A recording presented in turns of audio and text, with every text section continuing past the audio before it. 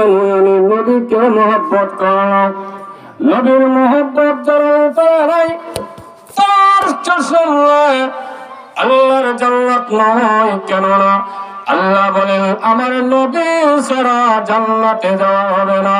নবীর সুপারিশ যদি না নসিব হয় আল্লাহর জান্নাতে যাওয়া তোমার দ্বারা সম্ভব না।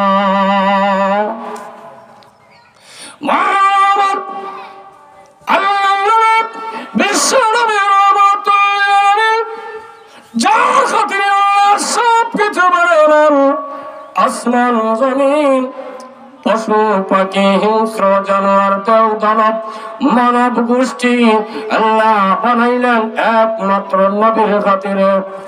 সুবহানাল্লাহ হতেন না।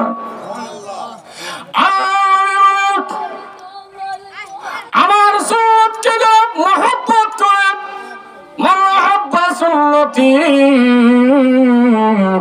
ফাকাদ আহাব্বানি।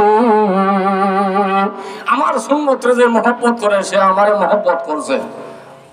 যেমন একজনে পাঞ্জাবি লাগাইছে নবীজি বলেন সে আমারে গায়ে দিয়ে হাঁটে। সুবহানাল্লাহ। নবীর এখন যখন ও হুজুর নবীরে গায়ে দিয়েছেন নাকি তা বুঝাইবার লাগে হইতেছি নবীজির মহব্বত পাঞ্জাবি গায়ে দিলে বোঝা যায়। ঠিক না ঠিক না। নবীজি মাথায় পাগড়ি লাগাইছেন যখন লাগাইছেন না। এই কারণে আমরাও লাগাই। নবী মানে পাগড়ির মহব্বত যার মধ্যে আমি নবীর মহব্বত তার মধ্যে। সুবহানাল্লাহ বলবেন না। নবীজি মাসওয়াকের আমল করেছেন, আমাদেরও আমল করার দরকার আছে না নাই? আরো জোরে আছে না নাই?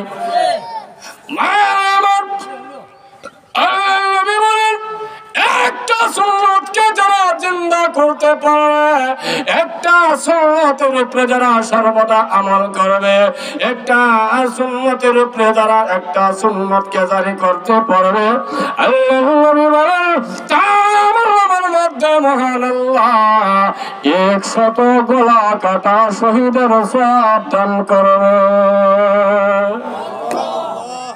একটা সুন্নাতকে যদি কেউ জারি রাখতে হয় 100 গলা কাটা শহীদের সওয়াব। এখন শহীদ যারা হয়েছে এরা নাই বুঝে শহীদ হওয়াটা কঠিন না সোজা। যখন ঠিক না ঠিক না আরো যখন ঠিক কিনা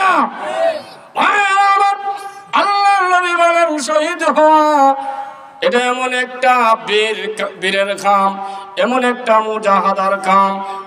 আমার যুদ্ধের ময়দানে সাহাবীরা কে আগে শহীদ হইব প্রতিযোগিতা করত। মনে বড় আশা আকাঙ্ক্ষা থাকত আমি যদি আল্লাহর রাস্তায় জিন্দগি দিতে পারতাম আমার জীবন সার্থক হইয়া যাইত। সাহাবীদের মধ্যে এমন প্রেরণা থাকতো, আফসোস থাকতো যে আমি যদি আল্লাহর রাস্তায় শহীদ হইতে পারতাম।